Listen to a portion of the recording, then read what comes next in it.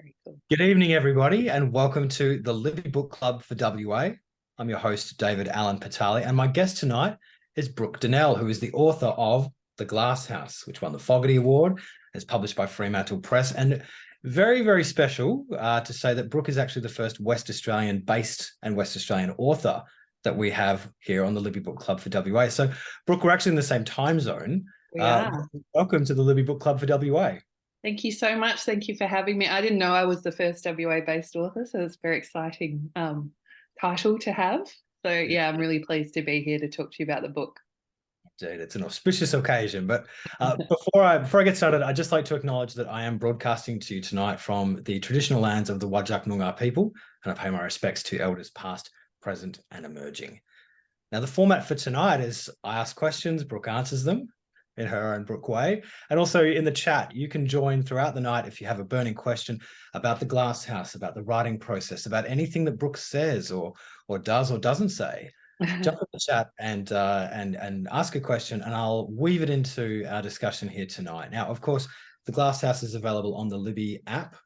You can also get you can get it digitally, and you can take it out from your library. And of course, the Libby Book Club for WA means you have no holds on it, so you get straight to the front of the queue, which I think is a fantastic thing. Now, Brooke, having the Glass House on the Libby Book Club for WA is fantastic because I've read this book before, so it was a chance for me to revisit it. And on rereading, it became even darker. It became even more interesting. It became even more mysterious. Can you tell us, though, for anyone who's perhaps joining us tonight, who's a first-time reader or is considering reading The Glass House, what's it all about? So The Glass House is based around a main character whose name is Julia, and she's in her mid-30s. She's from Perth, and at the start of the novel, she's living in Melbourne with her husband and her stepdaughter, who she's particularly attached to. And her father is quite a lot older than her. He's in his 90s, and he's back in Perth living in the family home. And Julia's brother has kind of said to her, look, I don't think Dad can live alone anymore. And they've agreed that Julia's going to help him move into aged care. And so that's where kind of the complications start, because once she gets back to Perth, her father is not as willing to go into aged care as he had originally led them to believe. And while she's there kind of dealing with his stubbornness, she bumps into an old school friend whose name is Davina. And they were friends at primary school. Davina's very keen on them being friends again as adults. And because Julia's quite bored, at a loose end, a little bit lonely, she's like, why did we ever stop being friends? And then as the novel progresses, she finds out why they stopped being friends. Indeed. The Glass House is definitely a bit of a glass onion. Can you tell us why? What's the title? Why is the Glass House called The Glass House? It's a little bit of a kind of a lateral thing, I think. There's not directly a kind of a spot the glass house in there. But there's a couple of elements to that. So the first one is probably the more literal when you think about the houses that the women grew up in. They're those kind of 1970s bungalows, and there's a lot of brown glass, yellow glass going on in the houses. But then with Davina's house, she had this front room which had this massive window that was kind of like a kind of a window onto the world, where when Julia would go there, she would feel like everyone could see everything that they were doing. And then there's also that kind of adage that if you live in glass houses, don't throw stones, kind of thing. So there's that issue coming around as well. There's so many characters to explore, but let's stay with the house first. It's the house that Julia grew up in. She's flown back from her very cosmopolitan life in Melbourne, where she's definitely moved beyond the bungalow, but now she's come back into this, like you say, the brown glass, the yellow glass, the Midland brick. I grew up in like this. Yeah, me too. Yeah, captured it so beautifully. What was the challenge or the joy or even the despair of writing about a house like this, and then with Don in it, holding on at 92 years of age? Yeah, I think it was mostly, luckily, the joy and not challenge and despair, because like I said, I grew up in a house exactly like that, southeastern suburbs of Perth, those big kind of sprawling 70s houses on quite big blocks. And I didn't personally come across them described very much in fiction. I kind of was seeing more of maybe the houses that Julia encounters in Melbourne, which is the cool South Yarra apartment she lives in, and then there's the very grand eastern suburbs house that her husband's ex-wife lives in. And I thought there is a beauty in those 70s houses, even though aesthetically, you know, from my point of view, they're a bit ugly. But they're, especially when you grow up in them, which you did as well, it sounds like, although I'm assuming on the different side of Perth. So it just shows how wide-ranging they are. But they're so good when you're a kid because they're so spacious. There's so many kind of weird nooks and crannies, like the sunken lounges and the sheds, like all the way at the back of the block and those kinds of things. So what I wanted to do was just depict one because I wasn't really seeing them. And then when I thought about, that brilliant, comfortable, kind of cozy old shoe kind of a house, if you did put an elderly person in there, a person who had lived there 40 years is how long Don has lived there, and it actually starts to become a bit of a danger to them, unfortunately, if they're, because Don is quite frail. He's very with it mentally, but he's, getting around is not so easy for him anymore. He walks with a stick and stuff. And so I was starting to think about, all that space, all those different surfaces, all that kind of the glass, the stone, the wood. How would that kind of turn when you are maybe in a bit of a more vulnerable position? So those were the kind of things that I was thinking about. Yeah, I thought you captured it so beautifully, and especially the silence of the suburbs. Yeah. It's peaceful, but it's also like a heavy drape that falls over you. Yeah, yeah. And that you kind of say about those suburbs is it's a great place to raise kids, which it is because, safe, spacious, quiet, lots of parks, safe roads and stuff. But if you're like Julia, who's there, she doesn't have children of her own and her stepdaughter's not there. Or if you're Don, who's kind of living alone and a bit lonely, yeah, when night falls, it's a bit, what do I do? Everything's closed, nowhere to go, kind of trapped in your own thoughts, maybe. And that's where we find Julia, isn't it? You've got an extract, I think, from the glass house to read to us that captures this house. Would you share with us? Yes, I'd love to. So this is quite early on in the novel. So Julia's come back from Melbourne and she's made that cardinal mistake of going to sleep right after her flight. And so when she wakes up, it's not daytime anymore. And so this is the passage. The afternoon passed in long, scattered dreams like clouds, and when Julia woke, it was dark. There was no lamp in the guest room, so she had to find the light switch, blinking against the brightness. Her stomach felt gnarled. She had no idea of the time, but she'd last eaten a dry croissant on the aeroplane very early in the morning. Opening the bedroom door, the light spilled out into the hallway, showing the treacherous route to the back part of the house. A chunky telephone table piled with old yellow pages, crushed sneakers lined up along the skirting board, a mat with lumps of air caught underneath at the entrance to the kitchen. How did her father navigate this obstacle course every single day?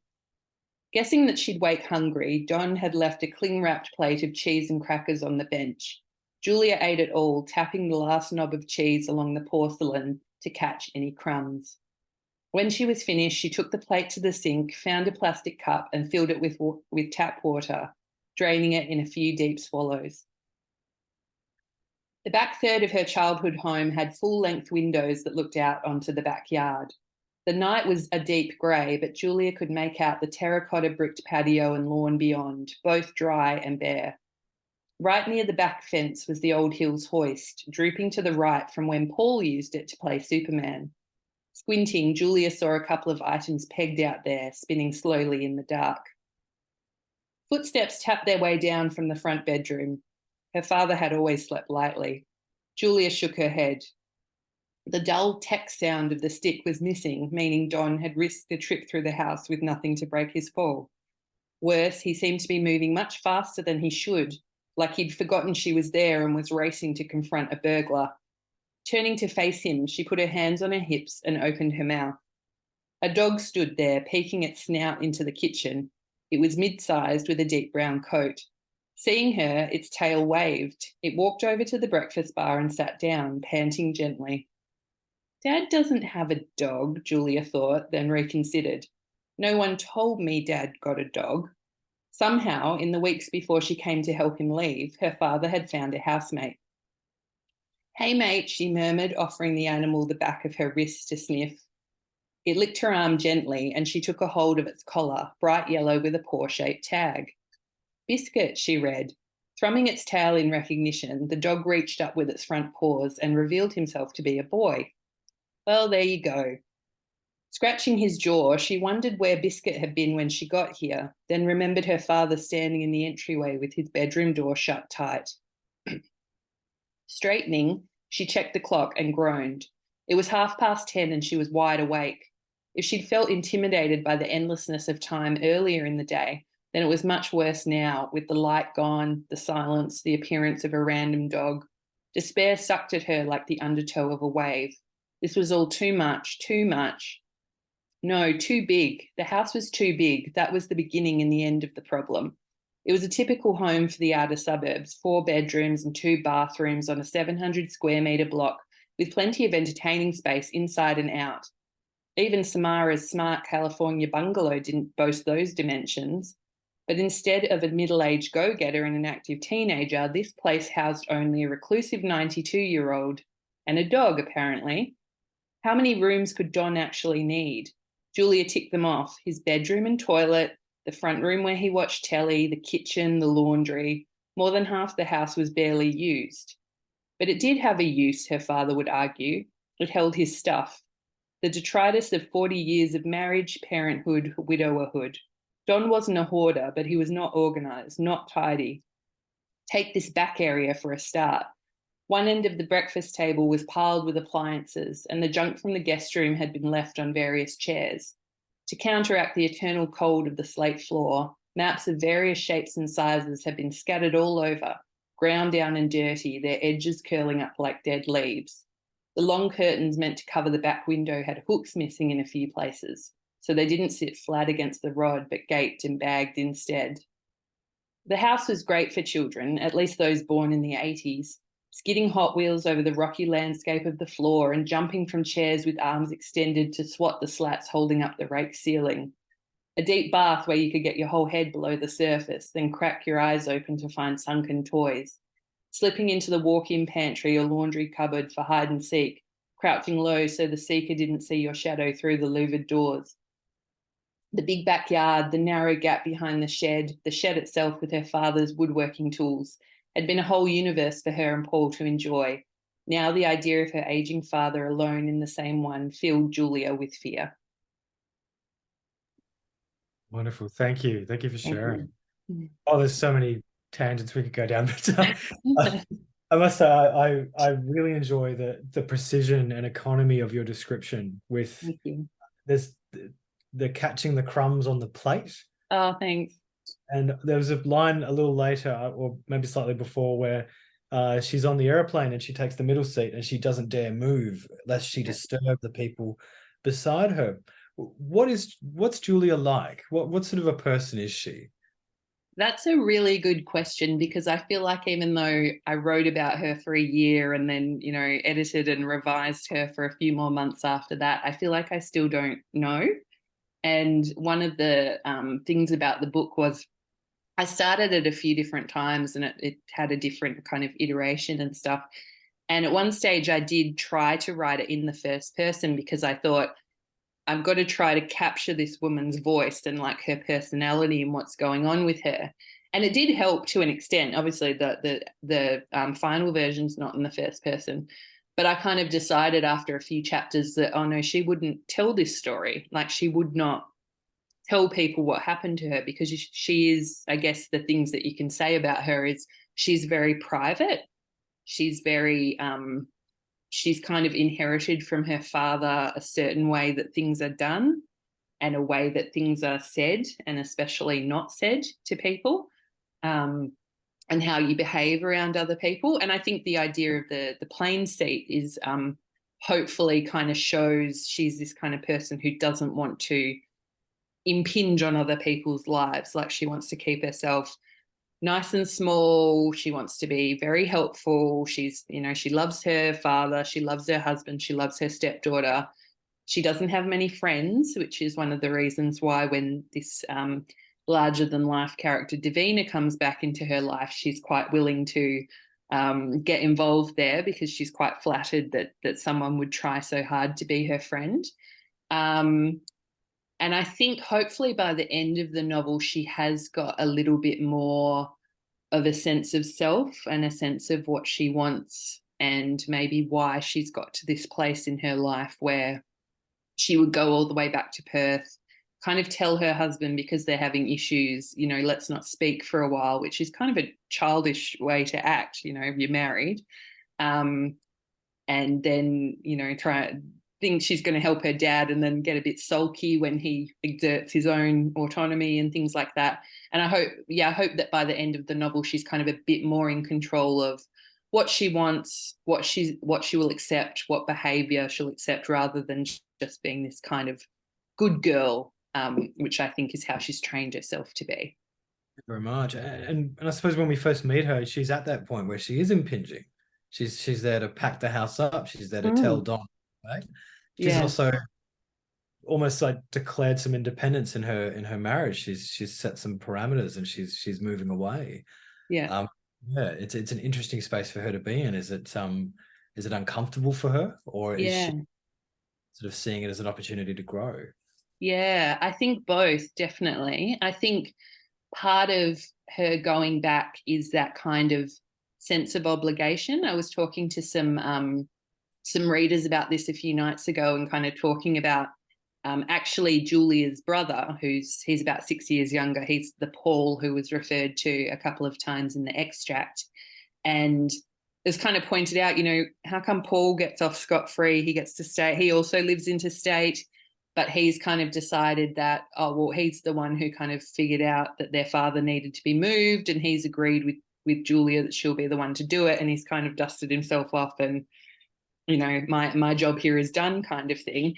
And I think she's kind of acting in that family role way, where she's like, I'm the big sister, mum's passed away, and this is my responsibility, but also I am going to take a little bit of independence from my husband. I'm going to go, because since they've been together, she's kind of been all wrapped up in his life, working for his business.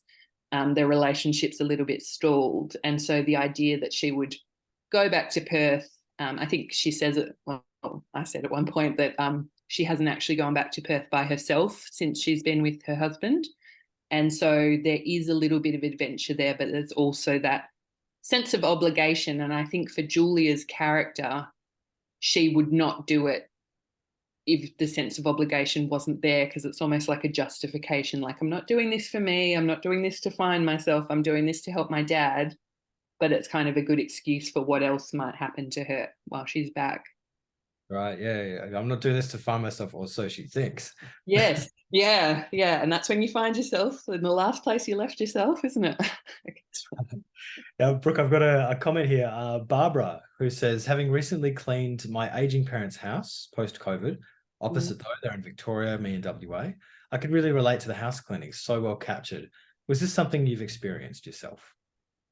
Oh, thank you so much for that question. I'm glad someone enjoyed the house cleaning scenes. There's for people who maybe haven't read it or haven't quite finished it, Julia does spend a lot of time when her dad is saying, oh no, I'm not actually going to move because I've got this dog, and she kind of spends a lot of her time cleaning the house, because that's kind of a bit of a holding pattern she can get into. And she cleans and cleans, especially the bathroom, over and over, because, and I do have this experience, Barbara, you can notice if you really pay attention that you can't actually clean anything to the extent that you remove all trace of human habitation. There's always that experience of you vacuumed it, you've mopped it, and then you look and there's like a speck of dust or there's a hair or something like that. But also I tend to find, and I think sometimes people find cleaning quite meditative. And so it's kind of a time when she is kind of lost a bit in her thoughts, maybe her frustration about her dad, maybe thinking about her childhood, because there are long passages of kind of things that did happen when she and Davina were friends when they were children. And that's kind of, I think, a time when those kind of reveries maybe occur to her. And I think also when you're cleaning a house like that, I've luckily, I have, so a lot of the kind of wondering whether an aged person is safe in their own home has kind of, from my experience, been through grandparents as opposed to parents. And I was lucky that I wasn't tasked with any of the cleaning stuff when they did move out or move on. But I think there's also, when you kind of get into that, that's kind of the time as well where you think about, are they safe here? What kind of life are they living?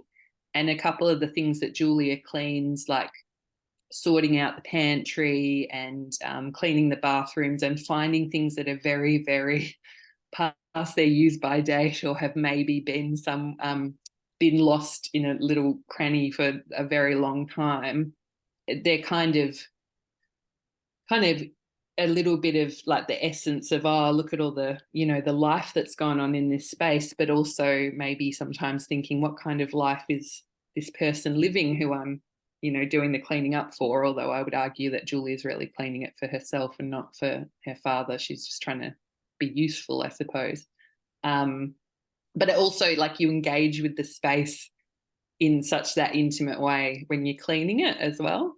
So hopefully the cleaning passages were a bit relevant. But I was also, in a practical sense, I was thinking, what's Julia going to do with her time? She's not working. Her dad will not let her pack. She can't be seeing Davina all the time. She doesn't have any other friends. You got to clean, Well, it's very rich metaphorically. Before I dive off on the tangent, I just want to say thank you, Barbara, for your comment. If anybody else has a question or a comment for Brooke, please dive into the chat. And if you can, just for a bit of fun, tell us where you're from. Yeah. Stop that at the beginning. So, Brooke, as she's cleaning the house, there's the past. It hangs very heavily over her. And two very distinct female characters emerge. You've got Goldie, her mother, who's died, and also Davina, who sort of comes up all of a sudden from the past and is this whole other wing to the story. What was that like to juggle, I suppose, the pull of the past, but also the pull of the present, but both of them have the pull of the present, if you follow that twisted question? Yeah. No, yeah. I think I'm picking up what you're putting down. I think, again, it was kind of with that cleaning thing. It was, Julia has all this time, and she's also been, like I said, she was involved in her husband's business.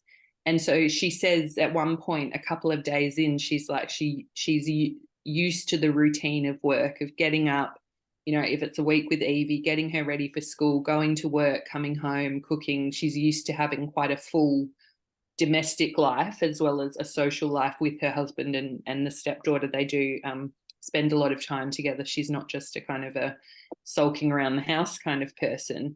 And so when she's here, she's kind of in Perth, back in her childhood home, she's kind of taken out of what has now become her normal. And I think being in Melbourne also has allowed her to be a bit of a different person when she is in a different place, away from that kind of family, like your family of origin kind of version of you.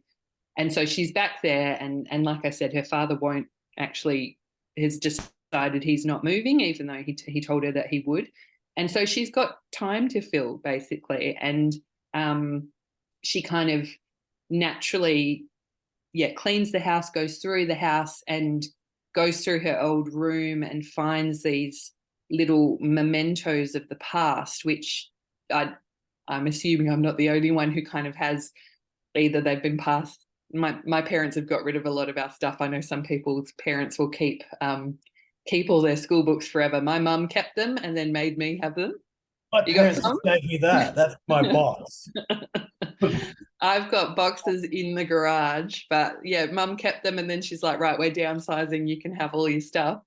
And you've got these things which are like old, birthday party invitations and old clothes that you didn't get rid of, and you do kind of ruminate on those things and remember them.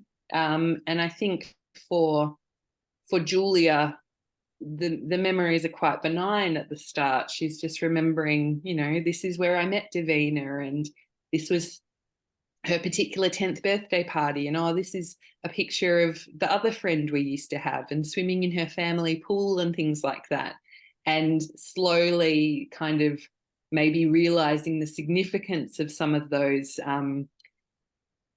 memories that are held in those kind of just, I guess, scraps of the past. And I personally do find it, like I was putting the other day, I've got a more recent box of mementos of, letters people have written me by hand, or cards I've got, or kind of name tags from events and things like that. And I do feel a little bit guilty about getting rid of stuff like that, even though, I kind of know intellectually, just because you get rid of the evidence, shall we say, doesn't mean the event didn't happen, doesn't mean you won't remember it.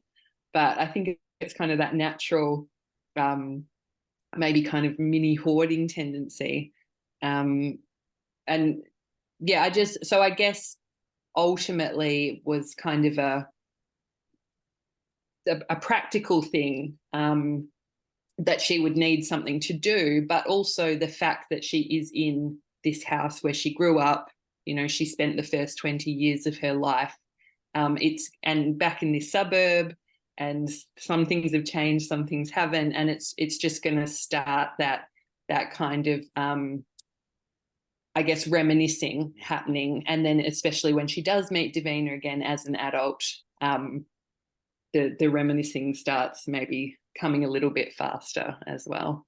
Yeah. I want to ask, is Davina an antagonist? Is she a bad guy, or is she just completely mistaken? Fascinating. I think Mm. she doesn't think she's a bad guy. But I guess none of us do we? We don't think. I think she's got issues that by the end of the novel we can maybe identify where they might have come from. I don't think she had much of a chance to be a good guy, maybe. But she's not. She's not a nice person. She's got a veneer. Very much. And I love that notion that I had a few times I found myself blushing to read it because it's so mean, but like, it's someone that takes from you. Yeah. Constantly asks, but never gives back. Yeah. To the point where it's just odd. Yeah. Yeah. And you don't quite notice at first because it feels like attention. And especially to Julia, it's attention. All Davina will do is ask about Julia. She won't tell anything about herself. And, you slowly learn that it's not because she's fascinated, it's because she's even more private, I guess, in a way than Julia. But yeah, I was thinking that when you were saying, it's taking, I'm like, she's like an energy vampire that people talk about. Like, she just sucks, all the attention out of the room. She controls things. She kind of manipulates things, but I don't think she, for a second, would realize she was doing that. She thinks she's totally normal and other people's behavior is bad. And I guess that's how we all think, but hopefully we're not all as misguided as Davina is. No, and I really enjoyed how it brought up, there's the frustration, there's the fear of that, but also the loneliness of that, the lack of connection that's there. Because then in the relationship she has with her father and her mother, Goldie, but Goldie basically worships the ground. Don walks on, does everything for him, and the kids do too. As she grew up in this sort of strange dichotomy. Yeah, I think part of that was I wanted to kind of not go down a path of a kind of a more stereotypical older man, younger woman relationship. So in Julia's family, her father is can't do maths now, but he's almost 60, I think, when she's born, and her mother is 30 years younger than him, I think were the exact numbers, which is, you know, quite an age gap. So Yeah. I thought I wanted to kind of maybe sidestep a kind of a more obvious power imbalance there and really have Goldie just like in love with her husband. Yeah. And that the relationship is kind of number one, which is in a way a good way, because you kind of see that advice that, you know, your children really benefit from having parents who are in love with each other and things like that. And that, you know, she and her brother are not neglected at all, and they're like her parents are really good parents, I think, when it comes down to it, even though Don, being kind of a generation older, maybe has a more closed off, unspoken way of being a good father. But it is, yeah, Julia does kind of miss her mother's attention. She's got this kind of a little bit of a harsh truth moment in the book where she kind of admits that she thought, you know, when you've got a husband that's 30 years older than the wife, 9 times out of 10, you expect that he'll die first and that she will have her mother's attention, and that things happened backwards, and her mother was supposed to be the one who dealt with him in his old age. You know, she's the one who signed up for it. And so I think also, though, Goldie is a lot like Julia in a way where she's quite maybe a bit friendless as well, and relying on her husband to have that relationship, because when they are younger and Julia is friends with Davina, Goldie, her mother, has almost like a mirror image relationship with Davina's mother, where Davina's mother is quite the overbearing, confident, right, we're friends now kind of person, and Goldie's quite flattered by that and enjoys the attention. And when they stop being friends, she doesn't reveal it to Julia for various reasons, but also I'm sure a little bit of regret and embarrassment as well, that her female friend, of which she doesn't have many, slipped away, I guess.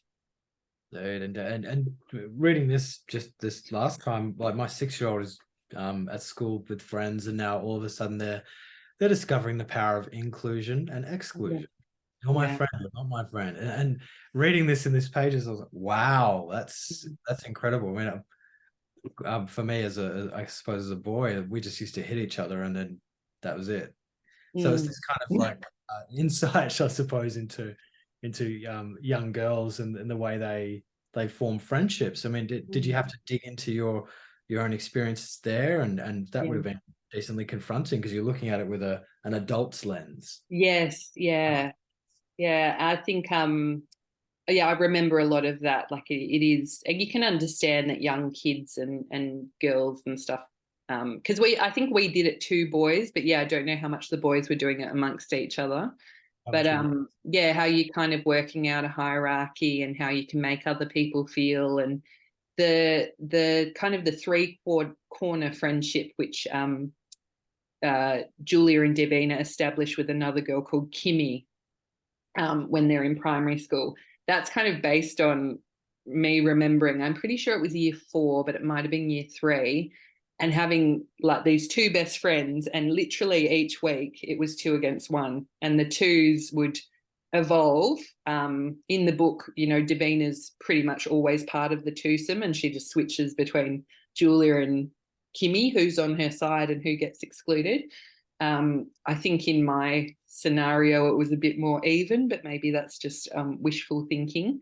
But just remember, and things like that as well, it's like, it feels to me, you know, now being 37 and having had 37 years that I can remember, things like that stand out to me so much more. Like if you said to me, oh, what happened when you were 32, I could remember like one thing, but I feel like my whole year with those girls, and I'm sure it wasn't happening all year because it sounds quite exhausting, but however long it went on for, just like looms large in my mind. And yeah, and how you can be like that when you're young. And I would like to think I'm not that kind of person now. I'm an adult, that I have shed that kind of behavior, and it was just something that you practice, and all the other girls are doing it and I want to feel popular and cool and stuff like that. And so in the book, Julia and Kimmy go along with it, kind of led by Davina, but by the end, when they're adults, because Kimmy comes back into it as an adult as well, they've kind of evolved past that stage. But Davina, it's kind of like the establishment of her whole personality. Her whole life is that kind of power play, and what can you hold over other people, and who can be your absolute best friend that, I'll tell you everything and we'll have these secrets and we're the best and we can't be separated. And the next week, oh no, I like someone else and you can go away, kind of thing. And she's never kind of matured beyond that. Yeah. No, I Hope really, your daughter matures faster than I did. I'm sure she will. I hope. I appreciate how this book is meticulously crafted. It's like a very finely made bomb. Just piece by piece by piece by piece. What hooked you to write this book? What was it that took you through the process? What intrigued you the most to stick with this as a project? Because I know you write short stories, you write other things, but what made you really, sink your teeth into the glass house and get it done? Yeah. I think it was probably the Davina aspect. I think wanting to, because I knew quite early in the process of writing it, watched kind of the kind of the childhood things that had happened that Julia wasn't sure of. I kind of knew what they would be based around. And I really wanted to kind of get there and be thinking of, how would those things, Julia's kind of unawareness and willful unawareness of the kind of dynamic when they were younger, and Davina's kind of pushing it down. I know a lot of this will sound non-specific because I'm trying not to give it away, but how Julia will have kind of blocked it out or made excuses for it or whatever, and how that will kind of like bring them together or kind of get them more enmeshed in each other's webs a little bit, and then what will Julia do and think once she kind of knows the full story, I guess. And I think also once I was kind of realizing how a bit of those themes were meeting up with the, how her father parented her when she was young, and then now she's kind of effectively reverse parenting him now that she's having to make decisions for him and tell him, no, you're not capable of this, and things, kind of like a parent, and she's not an actual biological parent herself.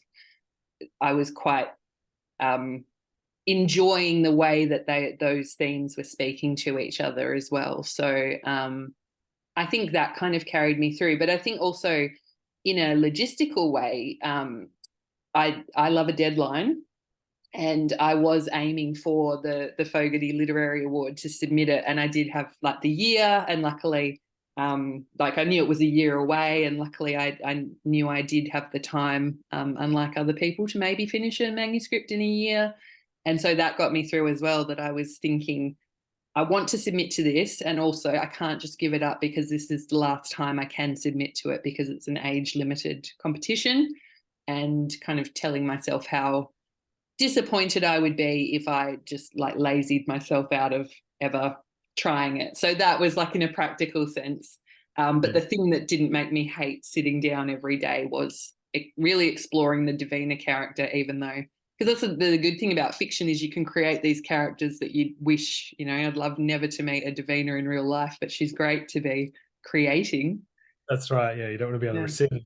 She's great to observe. Yeah, she's great to observe, but yeah, I don't know if I'd be immediately tucked into her web. I like to think I would just pretend she didn't exist. Like if she bumped into me at the supermarket the way she does to Julia, I would just pretend I didn't recognize her or fake a phone call or something like that, just to, yeah. Yeah, sorry, I got to take this. Sorry, it's fine. Yeah. Well, Brooke, I'd like to just switch for a moment to Don, because I've got some great questions here from Alice in the chat. She's saying, it was nice to see Don's fatherly and loving husband nature come out as the novel progressed. Initially, I thought there was a power imbalance. So that's a comment there. But also, the old-young relationship was almost mirrored with Julia and Mr. Weir. And again, the lack of attention and approval seeking from both Mr. Weir, but also Goldie's relationship with Pamela, mirrored in Julia's relationship with Davina. Goldie seen as an angel by Julia, but actually passing her flaws onto Julia by example. The glass house mirror with light. Yeah. Yeah, like a funhouse mirror kind of thing, isn't it? Yeah. And how we're all like together within this suburb that we think's got nothing going on, but everything's going on. Yeah. And I think those are really good questions. I've not thought in that much. I mean, I've not been asked so much about kind of all the mirrored relationships between the two families, but it does make me think back to many years ago when I did do a creative writing PhD, which the novel from that wasn't published, but was an excellent experience. And I did write about family novels, which are, you know, loosely kind of novels that take the point of view of all the members of a nuclear family, which The Glass House doesn't do because it's just Julia's third person point of view. But one of the things I liked the most that I came across in that research was that often a family novel will have this kind of outside of this the nuclear family, there will be this other family that is kind of either an ideal family or that the family in question is really entwined with. And I kind of took that idea in The Glass House to make it that Goldie gets enamored with Pamela. Julia's equally kind of enamored with and dominated by Davina. The father, Pamela's husband, and Davina's father, Alec, is kind of stepping in as a bit of a fatherly character to Julia at certain times. They babysit Julia and her brother at one stage, and so just having kind of some of the relationships are very similar, but also the family dynamics are incredibly different. So Julia is quite one of the things that she kind of snags on when she's at the Weir's house, either for that week that they're looking after her or just hanging out with Davina after school, is first of all that Davina's got 3 sisters. So it's this family full of daughters. And the chat at the dinner table is kind of all, you know, stacks on dad kind of thing. Like it's just very female energy. There's 4 daughters and Pamela's a very kind of force to be reckoned with. And then Julia observes that they kind of all, you know, won't let dad, Alec, the dad, kind of ask them questions, and they're always making fun of him. And sometimes Pamela has to step in and tell them, okay, that's enough. And in Julia's case, it's a much more sedate dinner table. There's a lot more rules. And also Don is not a figure of fun. Don is not to be you know, questioned or told that he's boring, or that, you know, things kind of revolve around Don a bit more. And so she's at that stage where you do start comparing yourself to the people around you and seeing how the dynamics are a bit different, and kind of comparing what, you know, you might have a strong mother and a weak father, you know, in inverted commas, not truly strong or truly weak, but in her house, it's kind of the opposite, where the father is he what he says goes, and the rest of them fall behind it. And Goldie will not allow kind of any disparaging of Don, whereas Pamela kind of eggs it on and is the gatekeeper of it in the Weir household. Maybe just to build on the power dynamic there, Alice has also got a final question. So why does Julia only refer to mum as Goldie? Call her mum. That's a great question that I possibly do not know. Probably subconscious. That I guess I mean she thinks of Don as Don but calls him Dad. So I would, hopefully, if Goldie was still alive, she'd be thinking of her as Goldie and calling her mum. But I do think that Julia does have a little bit of I don't, contempt is too strong, but she's kind of got a bit of an attitude towards her mother for marrying a much older man, not really having a job, letting her life revolve around this man, even though Julia's done kind of the same thing, except she Who's has had that? the job, Yes. but she's structured her whole life to Yeah. suit Rowan, which is her husband. Um, but she does have a bit of an attitude towards her mother. So I think there's just a tiny bit of that kind of, yeah, calling her by her first name because, you know, not that she doesn't see her as a mother, but there's kind of that taking down a peg kind of thing, maybe. But I mean, it was unconscious in me, and I'm assuming it's unconscious in Julia as well. Yeah, That's good. that's a great observation. That was very good. Very good. Mm. And just to pivot it a little bit, we've got another question from Kat, who says, my favorite relationships in the book are Evie and Julia and Samara and Julia. Mm-hmm. Either being typical stepchild, step-parent, or parent-step-parent relationships. And just for context, if people don't know, Samara, if I get this right. No, hang on, I'll let you explain. What am I doing? Oh, okay. Yeah. Your- Yeah. So Samara so Julia's husband is Rowan. His ex-wife is Samara. They have a very amicable divorce. They have Evie together. And so Evie is Julia's stepdaughter, Samara's biological daughter. Evie spends a week with Samara and a week with Rowan and Julia. And yeah, again, I'm really glad that you picked up on that, Kat, because I really like Samara as well. I didn't know at first there's an early scene where Julia's kind of watching Samara in her house because Samara's waiting for Rowan to help Evie pack to go back to Samara's for the week. And Julia's quite intimidated because Samara is very put together. She's a professional woman. She's very well spoken. She's quite glamorous. Julia thinks that Samara is more attractive than her. Kind of the question of why would you divorce a woman like this and marry me kind of thing. And so I wasn't quite sure what was going to go on with Samara and what kind of person she might turn out to be. And then it was again that kind of urge that made me want to kind of make the Don and Goldie relationship a little bit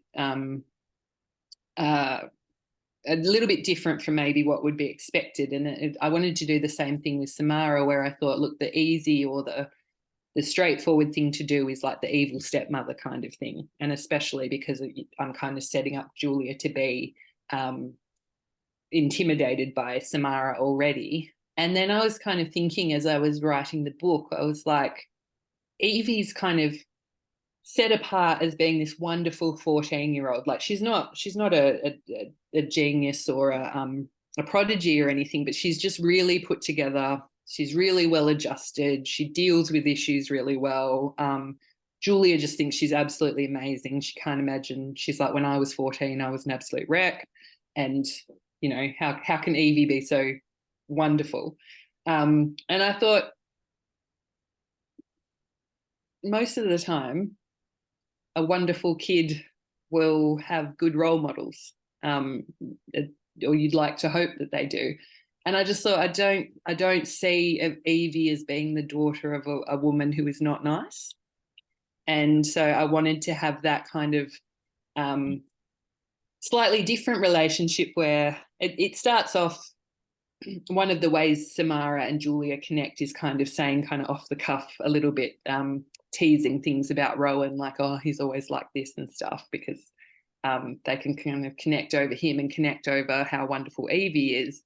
And then their relationship does develop because while Julia's in Perth, Evie's having some issues back in Melbourne, and Samara and Julia and Evie kind of unite to face those issues and to help Don. And there's kind of, you know, sisters are doing it for themselves, like hopefully. And I wanted to introduce a non-toxic adult woman who could be Julia's friend.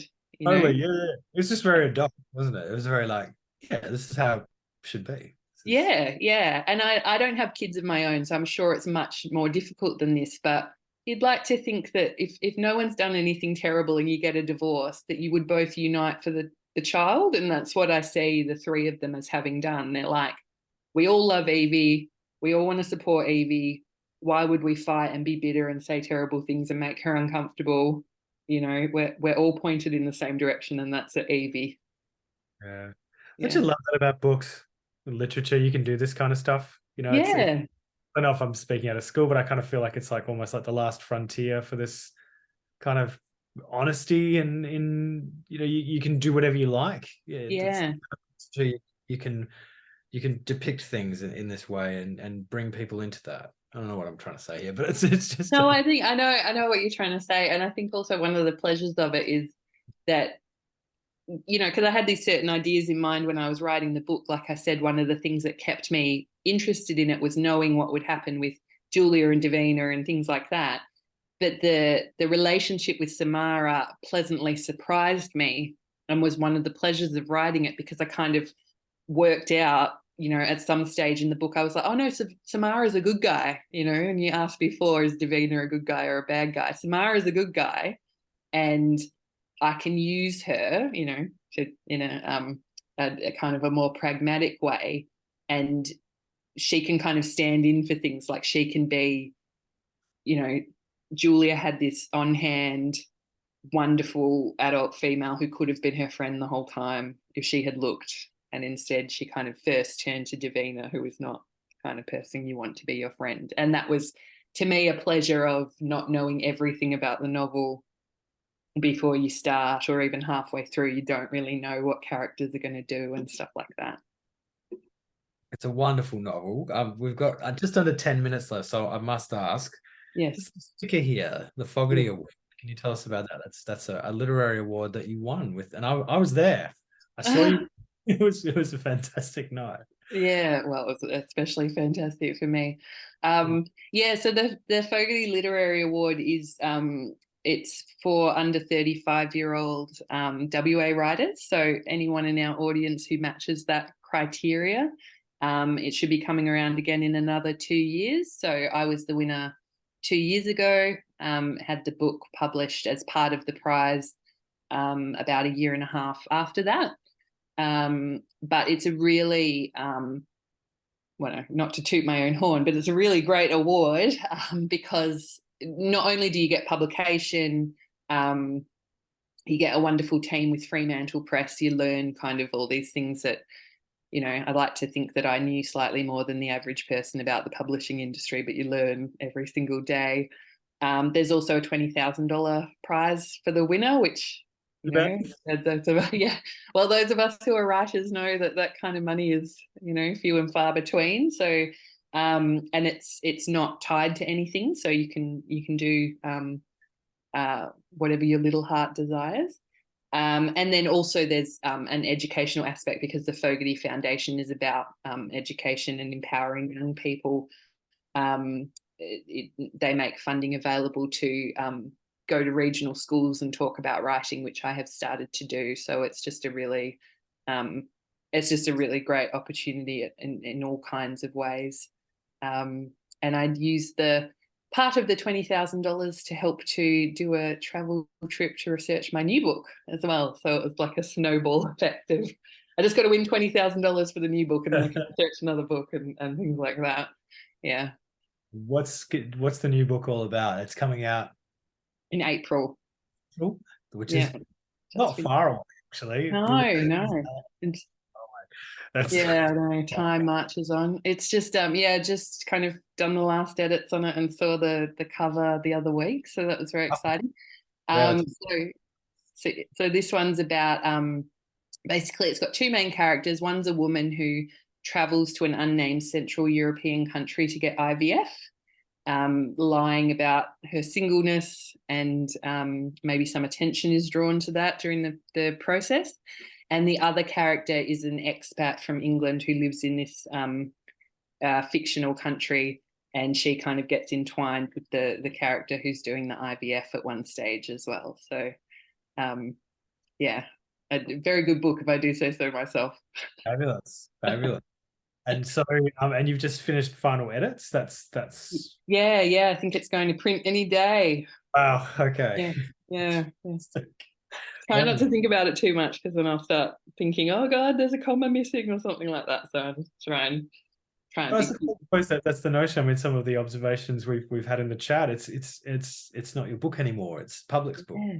Exactly. And the idea, you kind of know, you must have some idea that people will read your book and they'll have their own thoughts and their own experiences of it. But then to actually be given insight into what those thoughts and experiences are, and the bits that connect with people, and like the participant pointing out that Julia refers to her mother as Goldie, like that's something that I didn't notice, and now I'm like, oh yeah, you know, you're right about that. But just the layers that can be uncovered, and the things that are important to people that you didn't realize, and views that you had of the book that other people don't share. And it's all like, it's so fascinating. And it's, you know, luckily it's not too indulgent to just keep talking about it to people and talking about these characters like they're real, and where do their motivations come from and stuff. It's like my favorite thing to do.